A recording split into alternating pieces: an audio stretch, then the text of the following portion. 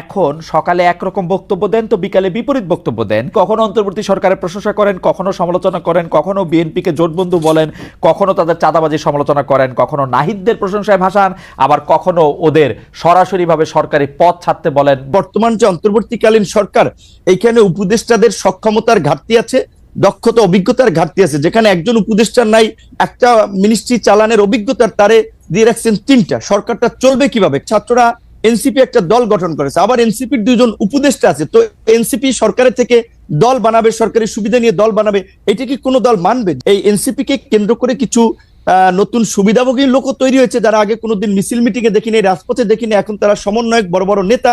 এখন তারা মনে করছে যে আমরা যারা নির্বাচনের কথা বলছি তাদের খাবার তো বন্ধ হয়ে যাবে, যেই কারণে অনেকে ইন্টেনশনালি সোশ্যাল মিডিয়ায় এই ক্যাম্পেইনটা করছে যে বিপিনুর সকালে এক কথা বলে বিকেল এক কথা। ঠিক আছে, আপনার বক্তব্য পরিষ্কার। ডক্টর ইউনূসকে 5 বছর ক্ষমতায় চাওয়া, দ্বিতীয়টি হচ্ছে বিএনপির যেসব নেতা জাতীয় নির্বাচনের দাবিতে সোচ্চার, তাদের ব্যঙ্গ করে ক্যাম্পেইন। এই দুটি ক্যাম্পেইন নিয়ে আপনার অবস্থান কি, আপনাদের অবস্থান কি? কোন চাওয়াটা বা কোন দাবির পক্ষে আপনারা, অর্থাৎ ডক্টর ইউনূসকে আরো কয়েক বছর, মানে আওয়ামী লীগের যে টেনিয়রটা থাকার কথা ছিল, জনপ্রিয়ভাবে এটি বলা হচ্ছে 2024 সালের জানুয়ারি মাসে আওয়ামী লীগ এই মেয়াদে ক্ষমতায় বসছিল, 2028-এর শেষে তাদের ক্ষমতার মেয়াদ শেষ হওয়ার কথা, সেই পর্যন্ত ডক্টর ইউনূসের থাকাই উচিত। আপনি কোনটিকে যুক্তিযুক্ত মনে করছেন? ডক্টর ইউনূসকে 5 বছর নির্বাচিত সরকারে পাওয়ার একটা আকাঙ্ক্ষা আমাদের এই আন্দোলনের, বিশেষ করে ছাত্র আন্দোলনের একজন পরিচিত ছাত্র নেতা, তিনি ফেসবুকে স্ট্যাটাস দিয়েছিলেন, যেটা কি মূলত অনেকে ভেবেছে যেহেতু তার সোশ্যাল মিডিয়াতে একটা বড় ফ্যান ফলোয়ার্স আন্দোলন কেন্দ্রিক আছে, অনেকে সেটা কপি করেছে, প্রচার করছে, ভাবছে যে যেহেতু তারা এই আন্দোলনের একটা পরিচিত মুখ বা পরিচিত নেতা, কাজে এটা হয়তো তাদের দৃষ্টিভঙ্গি, এবং যেহেতু তাদের মধ্যে আবার সরকারেও তাদের দুজন এখনো প্রতিনিধি আছে, 3 জন ছিল, একজন পদত্যাগ করে দল গঠন করেছে, অনেকে ভেবেছে তাহলে এটা বোধহয় এই সরকার ছাত্র নেতা তাদের একটা মনোভাব, তো কাজে এইটাকে পাবলিকলি এন্ডোর্স করা বা এটার পক্ষে জনমত গঠন করা, এইরকম ভাবেও কেউ কেউ ক্যাম্পেইনটা করতে পারে। তবে এটার সরকারের পক্ষ থেকেও জানানো হয়েছে যে এই ধরনের চিন্তা ভাবনা তাদের নাই। দ্বিতীয় কথা, সরকারের যদি থাকেও, এখানে আমি কিংবা সাকিব ভাইয়ের মতো আমরা যারা একটা গণতান্ত্রিক ব্যবস্থার জন্য আওয়ামী ফ্যাসিবাদের বিরুদ্ধে লড়াই করেছি, তারা তো সেটা কখনোই মানবো না। কাজে এই ক্যাম্পেইনের পক্ষে থাকার প্রশ্ন ওঠে না। এবং আপনি কি চান? যে আপনি বলছেন যে ক্যাম্পেইনের পক্ষে, আপনি চান যে ডিসেম্বর বা জুনের মধ্যেই নির্বাচন হোক, সেটা আপনি চান? আচ্ছা, আমার পজিশনটা বলছি, আপনার দুইটার একটু উত্তর দিয়ে আসি। আর সেকেন্ড একটা ক্যাম্পেইন যেটা বলেছেন যে বিএনপির যেসব নেতা ইলেকশনের জন্য খুব সরব এবং সোচ্চার, তাদের বিষয়ে নানান ধরনের একটা ক্যাম্পেইন আবার চলছে, অনেককে হেয় করা হচ্ছে, নানানভাবে প্রশ্নবিদ্ধ করা হচ্ছে। এটা কিছু লোক এগুলো ছড়াচ্ছে, কেউ কেউ রাজনৈতিক ইন্টেনশন থেকে, কেউ কেউ তাদের নিজেদের একটা ফায়দা নেওয়ার জন্য। ধরেন যখন একটা অনির্বাচিত সরকার থাকে তখন কিন্তু কিছু লোকেদের কদর বাড়ে, কিছু লোক সুযোগ সুবিধা নিতে পারে, কাজেই সেই কমিউনিটির লোকজন কিংবা সেই গ্রুপটা তো চাবে যে এই ধরনের একটা সরকারকে জগা খিচুড়ি কিংবা এ ধরনের একটা মানে জনপ্রতিনিধিবিহীন, ইলেকশনবিহীন যদি সরকার রাখা যায়, তাহলে তো সেখান থেকে তারা ফায়দাটা নিতে পারছে, তারা ব্যবসা বাণিজ্য, কেউ কেউ দল গঠন করতে চাইলে বা দল করতে চাইলে সেখানে তারা সময়টাকে কাজে লাগাতে পারছে। এই ধরনের পক্ষে থাকা একটা শ্রেণীর, একটা অংশের লোকজনের অস্বাভাবিক নয়। আবার ধরেন ইউনূসের মতো একজন ব্যক্তি যার এরকম একটা গ্রহণযোগ্যতা, এবং আপনি লক্ষ্য করেছেন যে ডক্টর ইউনূসকে যখন আওয়ামী লীগের আমলে হ্যারাস করা হচ্ছে, মামলা দিয়ে অপমান করা হচ্ছে, সেগুলোর বিরুদ্ধে বলতে গেলে একমাত্র অফিসিয়ালি আমি এবং আমাদের দল থেকে আমরা রাজপথে মশাল মিছিল থেকে প্রতিবাদও করেছি, তার পক্ষে অনেকে আদালতে গিয়েছেন, সেটা ভিন্ন বিষয়। আমরা নৈতিক জায়গা থেকে তার পাশে দাঁড়িয়েছিলাম। তিনি যে আজকে সরকার প্রধান হবেন সেটা কিন্তু আমরা কখনো কল্পনাও ওইভাবে করি নাই। তো তিনি হয়েছেন, আমাদের একজন পছন্দের মানুষ ছিলেন, আমরা সবাই সন্তুষ্ট, এবং আমরা তাকে সহযোগিতা করতে চাই ওই জায়গা থেকে যে এই অন্তর্বর্তীকালীন যে এই ফ্যাসিস্ট সরকার পালিয়ে যাওয়ার ফলে যে একটা সাংবিধানিক এবং রাজনৈতিক দেশে সংকট তৈরি হয়েছিল, এই পরিস্থিতি থেকে উত্তরণের জন্য এবং জন আকাঙ্ক্ষার একটা অবাধ, সুষ্ঠু, নিরপেক্ষ নির্বাচন করার জন্য আমরা একজন নিরপেক্ষ ব্যক্তিকে ইমাম বা নেতা বানিয়েছি, যে তিনি জনগণ এবং রাজনৈতিক দলগুলোর প্রতি ইনসাফ করবেন, একটা সুষ্ঠু নির্বাচনের পথে দেশকে এগিয়ে নিয়ে যাবেন। এবং আমাদের যে প্রত্যাশা যে রাষ্ট্রের কিছু মৌলিক সংস্কার, যেটা গত 16 বছরে আওয়ামী লীগ রাষ্ট্রের চরিত্রটাকে নষ্ট করে একটা ফ্যাসিবাদী রাষ্ট্রে পরিণত করেছে, সেই সংস্কারের জন্য আমরা বলেছি যতটুকু সময়ের প্রয়োজন সেই সময়টুকু সকল রাজনৈতিক দল, আমরা যারা গণতন্ত্রের জন্য লড়াই সংগ্রাম করেছি, ফ্যাসিবাদের আমলে লড়াই সংগ্রাম করেছি, তারা দিতে চাই। সেখানে ডক্টর ইউনূস সাহেব যেহেতু নিজেই বলেছেন যে আপনারা যদি ডিসেম্বর কিংবা বেশি সংস্কার চাইলে আরো 6 মাস তার মধ্যে একটা নির্বাচন হবে। তো আমার মনে হয় যে ডক্টর ইউনূসের কোনো ক্ষমতার লোভ নাই এবং তিনি ক্ষমতায় থাকতে চাবেন না। তবে তাকে ঘিরে কিছু মানুষ একটা প্রত্যাশা কিংবা চাওয়া, সেটা আপনার যৌক্তিক কারণে কিংবা তাদের সুবিধার কারণে চাইতে পারে। তবে ডক্টর ইউনূস আমার মনে হয় সেই পথে হাঁটবেন না, এবং আমার ধারণা ডিসেম্বর কিংবা জানুয়ারি কিংবা মার্চ এপ্রিল নাগাদ এই নির্বাচনটা বোধহয়। আপনি কি চান? মানে আমি ডক্টর ইউনূস এবং তার উপদেষ্টা পরিষদের প্রসঙ্গে এই কথাটা বারবার বলি, ডক্টর ইউনূস আসলে যদি রাষ্ট্র পরিচালনা ক্ষমতায় যেতে চাইতেন সেটা তিনি 2007 সালেই পারতেন, সেটা তিনি চান নাই বলেই এটা হয় নাই। কারণ আমরা সে সময় রিপোর্টার তার গ্রামীণ ব্যাংকের অফিসের সামনে আমরাও দাঁড়িয়েছিলাম যে এরকম কোনো ঘোষণা আসে কিনা, সেটি হয় নাই। পরে তিনি রাজি হয়েছেন, তিনি কিন্তু এখনো আসলে ছাড়তেই চান। আপনি কি চান, বা তার উপদেষ্টা পরিষদের অনেকেও?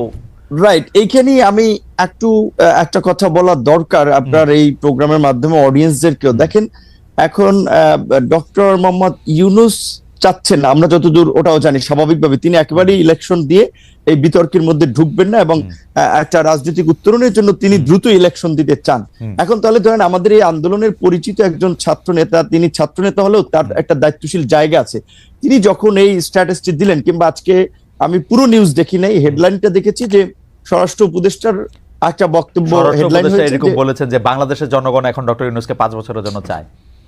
রাইট। তো এখন এইটা আপনার আমি বলাটা এক ধরনের, আরেকজন বলাটা এক ধরনের, সরকারের একজন উপদেষ্টা বলা কিন্তু অন্য মিন করে। তো তারা এই যে কিছু লোক যে ডক্টর ইউনূসের ঘাড়ে আবার বন্দুক রেখে নিজেদের ফায়দার জন্য একটা রাজনৈতিক, আমি মনে করি আরেকটা জটিলতা তৈরি করার চেষ্টা করছে, কিংবা দেশের মধ্যে আরেকটা অস্থিরতা তৈরির চেষ্টা করছে। কারণ স্বাভাবিকভাবে আমরা যারা গণতন্ত্র, ভোট এবং নির্বাচনের জন্য শেখ হাসিনার এই ফ্যাসিবাদের বিরুদ্ধে 16 বছর লড়াই করেছি, তারা তো যত দ্রুত সম্ভব একটা গণতান্ত্রিক ব্যবস্থার পুনঃপ্রবর্তন চাই। এটাও তো রাষ্ট্রের সংস্কারের একটা অংশ। সেই ক্ষেত্রে ইউনূস স্যার যেখানে বলেছেন ডিসেম্বরের মধ্যে কিংবা প্লাস মাইনাস 6 মাস, সেক্ষেত্রে আমি মনে করি এখন যেহেতু আমাদের সংস্কার কমিশনের, জাতীয় ঐক্যমত্য যে কমিশন, তারা ইতিমধ্যেই সংস্কার নিয়ে রাজনৈতিক দলগুলোর সাথে সমঝোতার সংলাপ শুরু করেছে। সেই ক্ষেত্রে সরকার যদি চায় তাহলে ডিসেম্বরের মধ্যে নির্বাচন হতে পারে, সেটা কিন্তু অস্বাভাবিক না। আর নির্বাচনটা যত তাড়াতাড়ি হবে সেটা দেশের জন্য মঙ্গল হবে। নির্বাচনবিহীন দেশের গণতন্ত্র, স্বাধীনতা, সার্বভৌমত্ব নিরাপদ নয়, আমরা মনে করি। যেটা নির্বাচন যত তাড়াতাড়ি হবে তত দেশের জন্য মঙ্গল হবে। সেটা আপনি কি আসলেই মোসাদের টাকা পেয়েছেন জনাব নূর? অনেকে বলেছেন এই প্রশ্নটা কি আপনাকে করি না, আপনাকে প্রশ্নটা আগে আমাদের, আপনি হ্যাঁ বা না বলে দেন, আমার ব্যাখ্যা দেওয়ার দরকার নাই। না আমি ব্যাখ্যা দেওয়ার দরকার নাই আমাকে। এই কথাগুলো বারবার আনাই হচ্ছে আমাদের রাজনৈতিক ড্যামেজ করার জন্য। আসলে এইটা নিয়ে অনেক উত্তর দিয়েছি, ব্যাখ্যা দিয়েছি। আমি এটা বলবো যে যারা এগুলা, আমার বিরুদ্ধে অভিযোগ যে আমি আপনাকে নাকি এই প্রশ্ন কখনো করি নাই, যদি আমি আপনাকে এই প্রশ্ন অসংখ্যবার করছি, আমার বিরুদ্ধে এটা হচ্ছে আপনার অভিযোগ। অর্থাৎ আপনি কি না বললেন কিনা, যে না মানে না বলছেন না হ্যাঁ বলছেন, সেটা একটু বলুন। এটা তো প্রমাণ ভাই, এটা অসংখ্যবার বলেছে, এটা বিভ্রান্তিকর বিষয়, এটা একটা প্রোপাগান্ডা ছিল, সেটা তো প্রমাণ। ওকে, ক্যান্টনমেন্টের রাজনীতির ওই প্রশ্নটা যদি আপনি বলতেন যে ক্যান্টনমেন্ট আসলে রাজনীতিতে প্রভাব বিস্তার করতেছে কিনা বা করা উচিত কিনা, একটু যদি সংক্ষেপে বলেন। অনেকগুলি প্রশ্ন জমে গেছে নোট। এখন আমি ছাত্র নেতাদের মতো যদি সস্তা কথা বলি তাহলে আমার অনেক পজিটিভ কমেন্টস করবে, অনেকে বাহবা দিবে, কিন্তু আমি বাস্তবতার নিরিখে আমি যেটা বুঝেছি, দেখেছি আমার এইটুকু বয়সে, বাংলাদেশের রাজনীতিতে ক্যান্টনমেন্টের মুক্তিযুদ্ধের পর থেকেই, বিশেষ করে সেটা সামরিক সরকার কিংবা রাজনৈতিক প্রত্যেকটি সরকারে তাদের একটা প্রভাব ছিল, এবং এই সরকার গঠনের ক্ষেত্রেও তাদের প্রভাব রয়েছে। এটা বাস্তব, এটা অস্বীকার করা ওয়ে নাই। তো কাজেই সেখানে সরকার আপনার পরিচালনার ক্ষেত্রে ক্যান্টনমেন্টের আপনার পরামর্শ, মতামত থাকতে পারে, এটা ন্যাচারাল। কিন্তু যেই বিষয়টি নিয়ে জলগোলা হচ্ছে কিংবা আলোচনা হচ্ছে, সেইখানে আমার একটা বিষয় হচ্ছে যে ওই আইএসপিআর এর বিবৃতিতে কিন্তু পরিষ্কার করেছে যে সেনা প্রধান কাউকে ডাকে নাই, ওই ছাত্র নেতারাই আগ বাড়িয়ে সেনা প্রধানের আপনার সাথে আপনি বলছেন যে এটা একটা বাস্তবতা।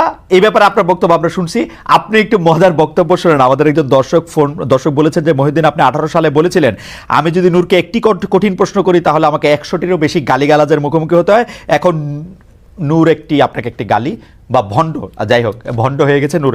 আমি যেটি বলি, আপনি যে বললেন ছাত্র নেতাদের সস্তা কথা, আপনার বেশিরভাগ ছাত্রনেতা হচ্ছে আপনার ছাত্র নানা কারণে, এবং তারা আপনার পথই কিন্তু আসলে অনুসরণ করতেছেন।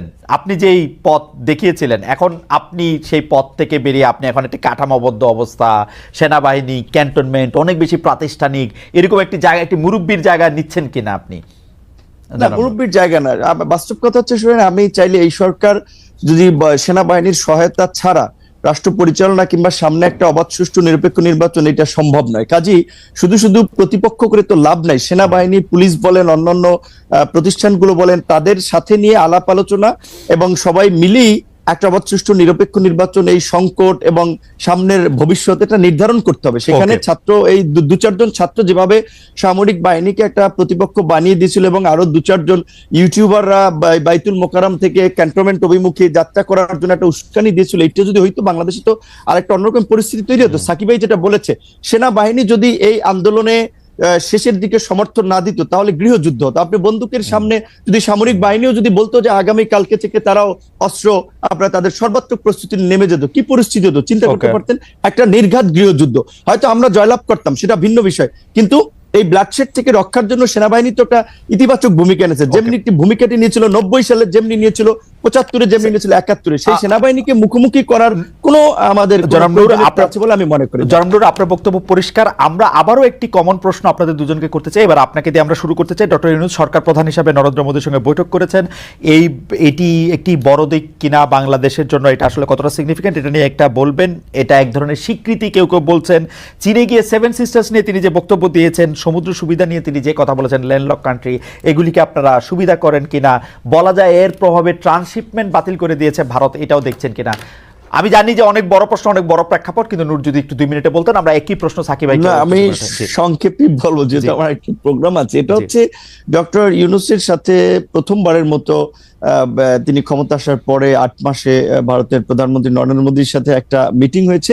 এটা ইতিবাচক, কিন্তু এটা খুব বড় আহামরি কোনো আপনার অর্জন হয়ে গিয়েছে সেটা আমি মনে করি না। আর এখানে স্বাভাবিকভাবেই একটা প্রতিবেশী দেশের সাথে তো বৈরী সম্পর্ক রেখে চলাটা কারোর জন্যই মঙ্গলজনক নয়। যদিও ভারত নিজের কারণেই আজকে বাংলাদেশের জনগণ তাদের সাথে একটা বৈরী পরিবেশ তৈরি হয়েছে। এখান থেকে উত্তরণে ভারতকে আমি মনে করি বেশি আন্তরিক হওয়া দরকার ছিল। সেখানে এই মিটিং এর কিংবা ইউনূস স্যার যে চীনে গিয়ে যে বক্তব্য দিয়েছেন, সেটা আমি মনে করি উনি বাংলাদেশের পক্ষ থেকে একটা শক্তিশালী অবস্থান ব্যক্ত করেছেন যে ইটটি মারলে পাটকেলটি খেতে হবে। সেই ক্ষেত্রে ভারতের এই ট্রান্সশিপমেন্ট বাতিল, এটা আলাপ আলোচনার মধ্যে দিয়ে, তাদের সাথেও আমাদের অনেক ইস্যু আছে, তারাও এখান থেকে অনেক বেনিফিট নিচ্ছে।